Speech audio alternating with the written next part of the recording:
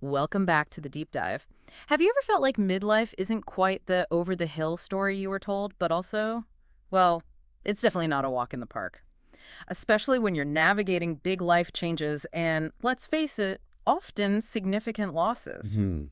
It can feel a bit like being dropped into a maze, right? It absolutely can, and that's the territory we're mapping out today. We're doing a deep dive into navigating midlife with a specific focus on loss and how it can actually become, a catalyst for recovery and rediscovery. Okay. Our guide for this journey is the book Midlife Maze, A Map to Recovery and Rediscovery After Loss by Janice Clark Johnston. Okay, let's dive deep. So the mission here is to extract the most important insights and practical tools from this map, from this book, to help you, our listener, understand and find your way through your own midlife maze, especially when loss is a part of it. That's it, exactly. And the core idea from the book that we'll keep coming back to is this powerful metaphor, viewing those broken dreams, those losses, not as simply gone, but as fertilizer for growing new dreams. Fertilizer, I like that. Yeah. The path through loss isn't presented as a straight line, but as a process full of unexpected turns and detours, very much like, navigating a maze. I love that idea of broken dreams as fertilizer. Yeah. It immediately shifts the perspective from just an ending to a possibility. So let's start by really understanding this stage of life. The book pushes back against that old negative stereotype of midlife. Right.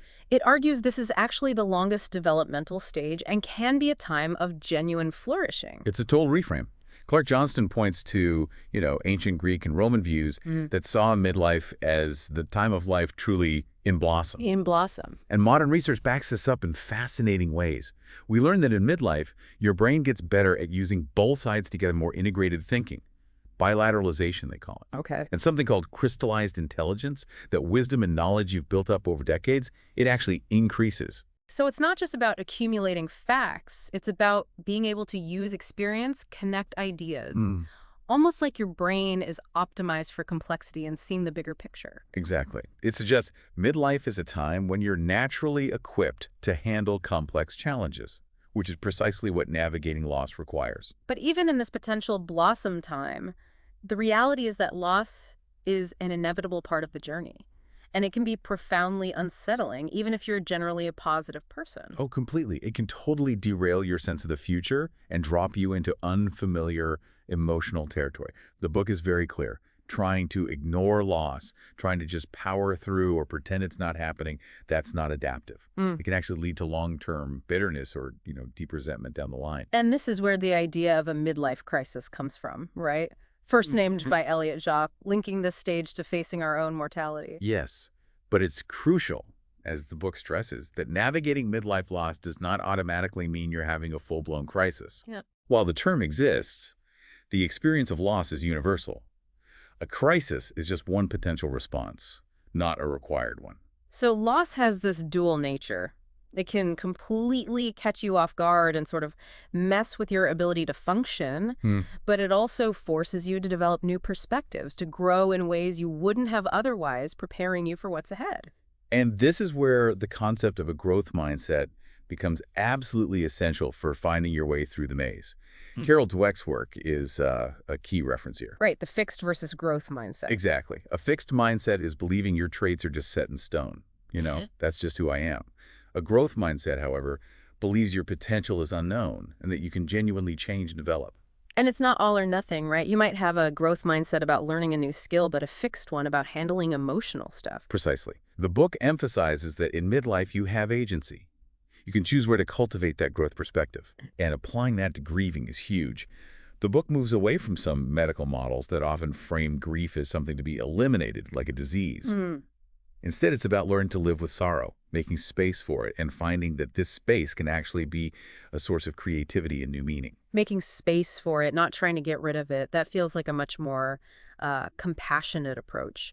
What are some of the specific types of loss that midlifers often face, according to the book? Well, the list is unfortunately long because midlife spans so many years and roles. Death is a major one, losing a spouse, parents, or tragically a child.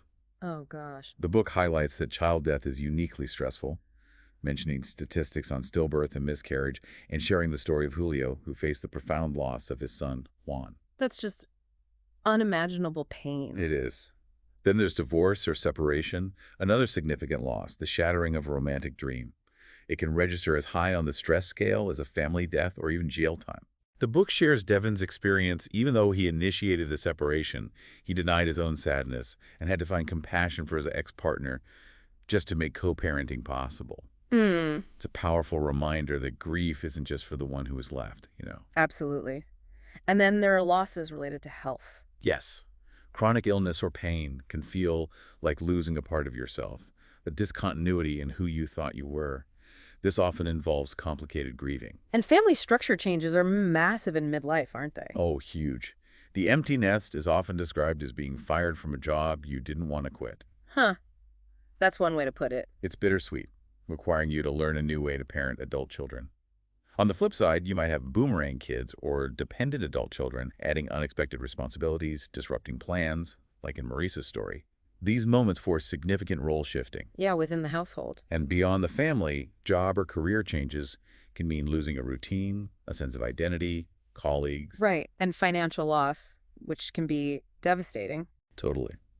The book tells Sarah Ban Breathnach's story. She lost her fortune and home, yet found meaning by redefining thrift, not as deprivation, but as thriving by making conscious choices daily. Thriving. That's a great reframe. Isn't it?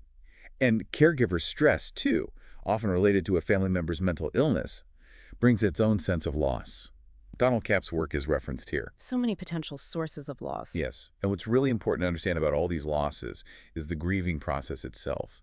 The book talks about Elizabeth Kubler-Ross's later view, the famous stages: denial, anger, bargaining. Right, the 5 stages. Well, her later view is that they aren't linear steps you complete. You might cycle through them for minutes or hours at a time, flip through them almost. That completely changes the traditional, often misunderstood view. And didn't the Yale bereavement study find something similar? It did. It found that acceptance and yearning were common emotions early on, not just later, which really underscores that there is no single correct pattern for grieving. Which must make societal pressure even harder. Oh, definitely. Especially in places like America. The pressure around how long grief is supposed to last, the idea of take 3 days off work, it's completely inadequate. Miriam's story illustrates this. She lost both parents close together, and the sheer work of settling their affairs while grieving was immense. That inner work, it takes far longer than society often allows. It highlights that grief isn't something you just get over on a schedule. And the book talks about the importance of recognizing and making space for those difficult emotions, even when they make you feel lost or disconnected. Unreal. Yes, exactly. Those feelings, disorientation, emotional numbness, are actually short-term ways your personality tries to acclimate. The book encourages you to lean into recognizing these experiences. You can learn from them rather than feeling completely adrift or like something's wrong with you. Okay, so if midlife loss feels like a maze, how do we actually navigate it? The book suggests it's not about being passively lost, but actively finding your way. Exactly. It requires conscious effort and bringing that growth mindset to the task. The book presents a powerful framework for repairing what it calls the hole in the bucket that loss can create. Repairing the bucket. Yes. It's based on meeting 5 fundamental human needs that are crucial for recovery and rediscovery: energy, discipline, creativity, belonging, and ability. You can think of them as ABCDE or EDCBA. The order isn't rigid, they're interconnected survival needs. A, B, C, D, E. Okay, let's start with embracing energy. This sounds like the bedrock. Foundational. It really is. The book emphasizes that sufficient energy is essential for everything, including accessing inspiration and truly thriving. Sleep is paramount. Adults need 7-8 hours. Which many of us don't get. Right. The CDC even labels insufficient sleep a public health epidemic. And sleep quality profoundly impacts relationships. There's a study mentioned where a wife's sleep quality was a strong predictor of positive interactions with her partner the next day. Interesting. And what we eat fuels that energy. And our mental state, too, you mentioned. Absolutely. Research, like a study at Columbia, shows a strong link between diets high in refined carbohydrates and increased risk of depression, especially in postmenopausal women. Wow. The book encourages paying attention to what your body truly needs, distinguishing physical hunger from emotional eating. Sean's story shows this cycle divorce led to fear, lethargy, and a craving for carbs. Yeah, that comfort food cycle. Exactly. So practical tips like using smaller plates or focusing on healthier foods are small but impactful steps. And exercise is key, of course. I assume that's in there. Crucial. The benefits are cumulative. Even short bursts help. It combats the health risks of sitting too much. The minimum goal presented is getting your heart rate up by 50% for at least 15 minutes daily. Okay, achievable. And exercise isn't just for the body. It benefits your brain, even helping create new brain cells. There's a fascinating study mentioned from McMaster University. It found regular exercise could actually reverse signs of skin aging in older adults. Reverse skin aging? Yeah. Seriously? Seriously. So exercise is literally making us younger, inside and out, potentially extending our lifespan. That's powerful motivation for an about face in our routine, as the book puts it. No kidding. Okay, so energy is vital.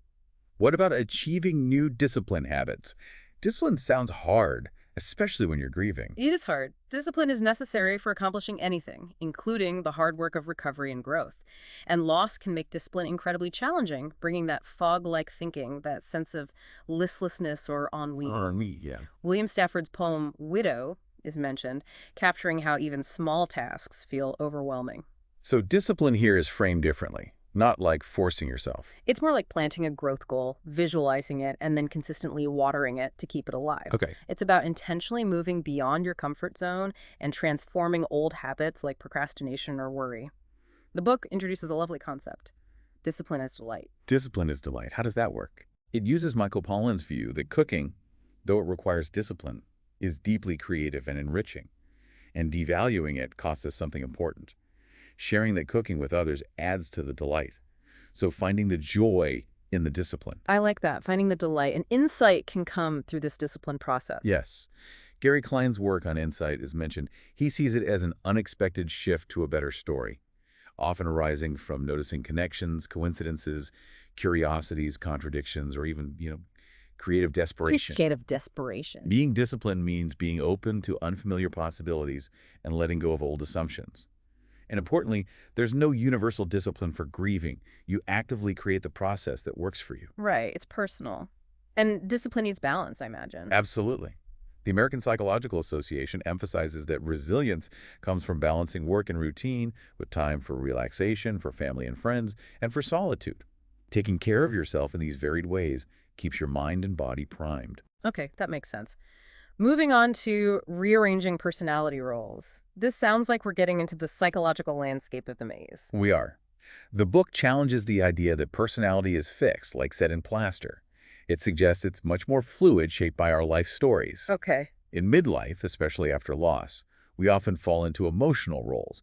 Maybe the sad one, the angry one, the strong one, Yeah, I can see that. So the insight here is that just naming these roles or parts of our personality has a healing effect. Precisely. When you can step back and say, okay, this is the sad part of me, or the frustrated role I'm playing related to this loss, you can hold that part with compassion. You recognize it's a part of you, not the whole you. So becoming conscious of these roles gives you agency. You can understand how they express emotions and values and consciously choose to maybe change them or relate to them differently. Yes, exactly. We often unconsciously copy roles from others or actively try to avoid roles we dislike. The book suggests that even challenging roles often started with a positive intention, but they can end up hindering us. How do you get conscious of them? The personality mapping exercise is offered as a concrete tool. You draw a symbol for your core self, and then draw the different roles around it. Like a visual map of your inner world. Right. Loretta's story is shared. Her initial drawing showed raw emotions overwhelming her core. But later, as her grief lessened, her map included new roles she'd rediscovered, like intuition, steward, spirituality, and problem solver. Wow. It's a powerful way to visualize your current state and see areas for potential change, considering the size, placement, color of the roles, maybe identifying roles that are missing. It gives you a tangible picture. Okay, that's really interesting. Next, tapping into creativity. This feels vital for growing those new dreams from the fertilizer we talked about. Creativity is absolutely central to coping with loss. The book emphasizes that creating your own grieving path is a creative act. There's no single right way. Abraham Maslow is quoted on the power of recovering creativity. Your personality becomes a kind of tool chest, and understanding your roles helps you unleash your creative potential, like a snake charmer using their tool. Snake charmer. Okay. And childhood play is brought up as key to unlocking creativity. Yes, Stuart Brown's research is compelling. He links play deprivation to negative adult outcomes.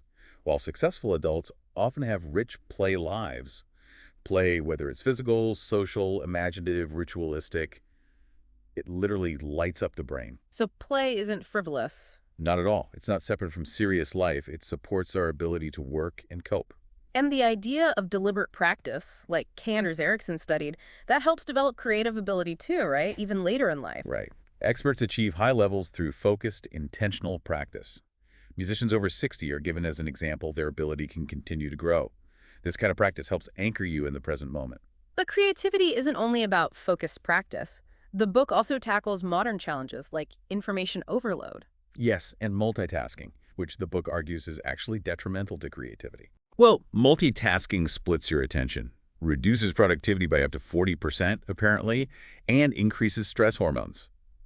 We're pulled by novelty bias, getting distracted like every 3 minutes on average. 3 minutes! Glenn Wilson calls the urge to constantly seek new information infomania. And get this, learning while multitasking can actually send information to the wrong part of your brain. Oh, great. So much for checking email while listening to this deep dive. Maybe not. But counterintuitively, creativity also needs unfocus. Okay, how does that work? Focus and unfocus? Exactly. Gloria Mark's study shows creativity thrives on a kind of seesaw between dedicated focus and mind-wandering or daydreaming. Mark Waldman even suggests productive daydreaming can make employees more productive. Productive daydreaming. Interesting. But you have to pick a safe time, presumably. Definitely don't do it while driving. Right. So focus, daydreaming. What about negative ways people try to escape or numb out, like alcohol? Alcohol is highlighted as a classic example. Euripides wrote about the vine putting an end to grief. But the reality is alcohol just numbs emotions, including grief, and it actually damages the prefrontal cortex, a part of the brain crucial for self-awareness and creative problem-solving. So it hinders navigating the maze. It does, whereas creativity through writing or art is a more positive outlet for processing loss. Makes sense. Joan Didion's memoir, Capturing the Turmoil of Mourning, is a powerful example of writing through grief. Even ancient practices like creating cave art, like in Chauvet Cave, are theorized to be a way of rehearsing fears, a creative coping mechanism. Okay, creativity is key. The next crucial need, inviting belonging connections. Humans are social creatures, after all. Fundamentally, as Baumeister and Leary showed, attachment and belonging are vital needs for thriving. After loss, savoring positive relationship memories becomes especially important. But disconnections are often part of midlife loss, like divorce. Inevitably, divorce causes immense distress, anger, depression, loneliness. The book returns to Devon's story to emphasize how important it is to cultivate compassion for the ex-partner, especially for successful co-parenting. It's possible to honor the love that was there, not just the pain. That takes work, though. Oh, absolutely. And some losses of connection are irreplaceable, of course. Like losing parents or children. Yes. Julio's story of child loss underscores this profound stress. And family dynamics can be tricky, sometimes drawing closer in grief, sometimes ripping apart. Like magnetism, the book says, pulling together or pushing apart. Forgiveness is presented as key to healing these fractured connections, then. It is. The beautiful allegory of Musa and Naguib is shared, writing hurts in the sand, where the winds of forgiveness can carry them away, but writing kindness on stone so you never forget. Sand and stone.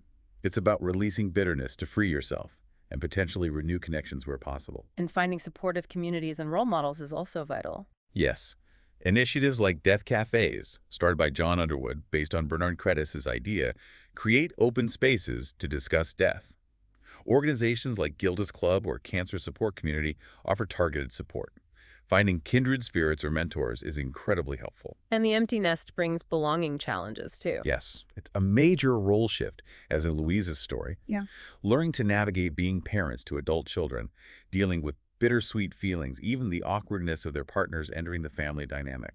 Plus, worry about aging parents or your own health. Right. And boomerang kids bring challenges, too. Exactly, like Maurice's story showed. Delaying or changing retirement plans and requiring new family structures. It sounds like connection requires real presence. Yes. The book also touches on Martin Buber's concept of I-thou, relating being truly available and open to another person in the moment. That kind of presence is at the heart of deep, supportive connections. I vow. That's a profound way to think about connecting. Okay, next. Validating ability. This feels empowering. It's all about claiming your potential. The book strongly argues against the idea that you've discovered all your abilities by midlife. In fact, ability is incredibly strong in people over 50. Really? Stronger. Well, certainly strong, maybe differently strong. The book shares examples of late bloomers. Economist David Galinson's work is cited, showing how many artists, like Paul Cézanne, had their most experimental, valuable work later in life, often after a long fermentation process. Long fermentation. I like that. And Ray Kroc didn't start the McDonald's franchise until he was 52. His wife, Joan Kroc, became a major philanthropist at 56, using her resources to support caring roles. Susan Boyle is another example, dropping a fixed mindset after her mother's death to pursue singing. So it's about realizing your potential isn't capped at 40 or 50. And the book connects ability to memory. How does that work? It uses the analogy of the brain as a memory garden. The memory you cultivate can either help or hinder you. Joshua Foer's work shows that remembering requires active noticing. Yeah. And memories aren't perfect recordings. They're often touched up, like a fisherman exaggerating his catch. Brian Williams's memory fabrication is mentioned as an extreme example of the cost. The key is using your potential for real actions, not relying on distorted memories or a limited view of yourself. Got it. And Ellen Langer's idea of work-life integration fits here. Yes, instead of trying to balance life and work rigidly, her concept is about bringing the mindful presence you might have on vacation to your work, noticing new things, staying engaged. This active noticing creates new memories and strengthens cognitive ability. Okay. And self-talk is crucial for tapping into ability, that inner critic. Oh, absolutely. The positivity ratio research by Gottman and Fredrickson exploring flourishing highlights that reducing negative self-talk is key. It's not about being falsely positive, but if your inner voice is constantly saying you can't or focusing on failures, it's incredibly hard to access your abilities. Which connects to Aristotle's idea. We are what we repeatedly do. Our habits shape our ability. Exactly. Your ability is shaped by your habits. The book gives yoga as an example. Regular practice reduces stress, can increase beneficial enzymes, and may even slow aging, according to Elizabeth Blackburn's research. Slow aging again. Right. Sarah Mangus's experience shows how it can reduce the time spent on negative or repetitive thoughts, freeing up mental energy. So growth and ability means consciously choosing to do things differently, not just falling into old patterns. Precisely. Viktor Frankl's profound insight is that the space between a stimulus and our response is our freedom to choose. You choose your next step, how you organize your personality, how you engage your potential. Silliman's work demonstrates that traits like pessimism or helplessness can be changed. It requires discipline, yes, but it's about consciously deciding to keep on stepping. Keep on stepping. I like that. Okay, finally, the fifth need in the framework, involving an inner self. Yes, change is constant, but you are the one choosing your actions and organizing your personality in response.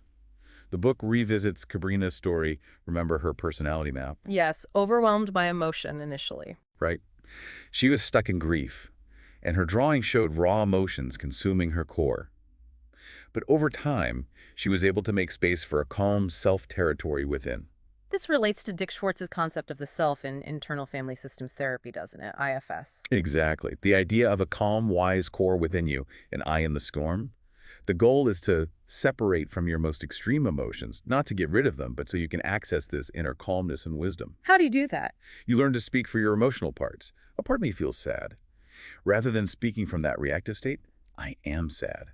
The core philosophy is there are no bad parts, just protective roles that might be operating in extreme ways. No bad parts. That's compassionate. Mark Rothko's art is used as an analogy here. Yes, his large color field paintings can feel like windows to look in. While his art acknowledged profound themes, including death, he also spoke of a small percentage of hope, maybe 10%. The book encourages holding on to more than just 10% hope by cultivating that inner self. And cultivating this inner self involves practices like solitude and silence. It does. The simple rearrangement of letters. Listen unscrambles to silent. Deep breaths, mindfulness, spending time in new surroundings. These create the space to connect within. Allowing emotions to simply be there is part of it. Eckhart Tolle suggests awareness is prior to thought, the quiet space where thoughts and emotions happen. The self-symbol drawings come back here too, the circular ones. Yes, many spontaneous drawings of the self turn out circular suns, clouds, flowers, mandalas representing a desire for ordered wholeness, linking to Jung's work. Even childhood drawings are often circular. Francis Picabin is quoted, "Our heads are round so that thoughts can change direction," emphasizing fluidity and potential for change guided by the inner self. I love that quote. What about intuition? Intuition is seen as a feeder route for this self-territory. absorbing nourishment for a growth mindset. It comes when you're contemplating calmly, without negativity. It's that quiet inner voice that can help guide you out of the emotional maze if you learn to listen. And self-compassion is essential for accessing that inner calmness, right? Being kind to yourself through it all. Oh, vital. David White's idea that the marriage to self is the hardest marriage highlights this. Mistakes happen when there's no space for self-compassion. Cultivating that inner foundation is crucial. Writing, again, is a tool for the inner self. Yes, writing poetry or ballads like a curdo is suggested as an exercise. Don't aim for perfection, just let it flow. Name what needs naming, figure it out later. Okay. And Mark Waldman's values exercise with MBA students is another way to connect, asking, what remains when you stop defining yourself by your job, your roles, your achievements? Ooh, deep question. Right. Discovering what truly defines you, echoing Pema Chodron's idea that the future is open, and we're writing it moment to moment through our choices. This framework, meeting those 5 needs and involving the inner self, is how you repair the bucket and navigate the maze, which brings us to the final destination. Before kicking the bucket, finding treasure and purpose. The book frames the bucket list around finding what truly tickles your fancy. Finding purpose is ultimately what helps patch those holes left by loss. The story of B.J. Miller, the palliative care physician who lost 3 limbs. It's incredibly moving. Yeah. What's his story? He found no regret in his loss because, as he put it, too much good stuff came out of it. His personal loss became the driving force behind his deeply meaningful career in palliative care. Wow. That's perspective. Isn't it? He completely retooled his personality, had to redefine what was normal, lived with chronic pain, but his focus remained on embracing the present moment. His quote is incredibly powerful. Let death be what takes us, not a lack of imagination. Not a lack of imagination. Wow. It's a call to live fully now, to love present moments furiously. Simple rituals like placing flower petals mindfully can help anchor you in the present. The book reminds us that finding treasure and joy after loss takes time and effort. Like Euripides said, leave no stone unturned. And the Acres of Diamonds allegory perfectly illustrates where to look for that treasure, doesn't it? It does. Russell Conwell's adaptation of the story shows how the treasure Ali Hafed searched the world for was actually right there in his own backyard. Mm-hmm. The book applies this. The treasure you seek, the growth, the rediscovery, is often found by mining your own personality, your own experiences, right where you are. Not searching desperately elsewhere. And I love the complementary allegory of the optimistic child in the manure pile. Right. Exclaiming, I just know there's a pony in here somewhere. Mm-hmm. It's about maintaining hope, about refusing to give up searching for good, even in the messiest circumstances. And the book suggests that a potential outcome of navigating this process, this grief, is actually coming to like the person you've become because of the journey. Yes. As you reach the evening of life, maybe mid-60s and beyond, and face impermanence more directly, true treasure isn't just money. It's defined by what you do with your resources, sharing, giving, nurturing projects, people, your sense of purpose. And Janice Clark Johnston's own story is woven in here, finding her purpose later in life through gardening. Exactly. She found a new voice as a master gardener, discovering profound lessons in nurturing hardiness in plants, like the Lenten rose that thrives in shade. Gardening became a source of growth lessons and led to unexpected connections. Holding on to a handful of earth becomes a metaphor for holding on to what is good and tangible. It all circles back to how you spend your time, which the book says matters most for happiness and purpose. Moving intentionally in the direction of your purpose, as Patricia Ryan Madsen suggests. Different people find their formula. Steve Wozniak's HF3, Food, Fun, Friends, or Deepak Chopra's Focus on Spiritual Growth. The path is personal. And having a personal motto can help guide that path. It can. Virginia Rometty's mottos are inspiring. Never let anyone else define you, and growth and comfort never coexist. Ooh, that second one is tough but true. Isn't it? Clark Johnston shares her own. Make something good happen every day, connecting good to the Aramaic word meaning ripe. Choosing treasured words to live by. Pete Seeger's song Turn, Turn, Turn, with its lyrics from Ecclesiastes, feels like a perfect closing thought here, that sense of seasons. Absolutely. A time for every matter under heaven. It reminds us there's a time for weeping, and a time for laughing, a time for mourning, and a time for dancing. Finding lyrics or wisdom that resonate can be part of finding your way. Yeah. And the book ends by emphasizing writing journaling. Processing is a vital part of grieving and finding gratitude and meaning, sharing snippets from her own journal reflecting that complex mix of life, loss, and moments of beauty. Wow.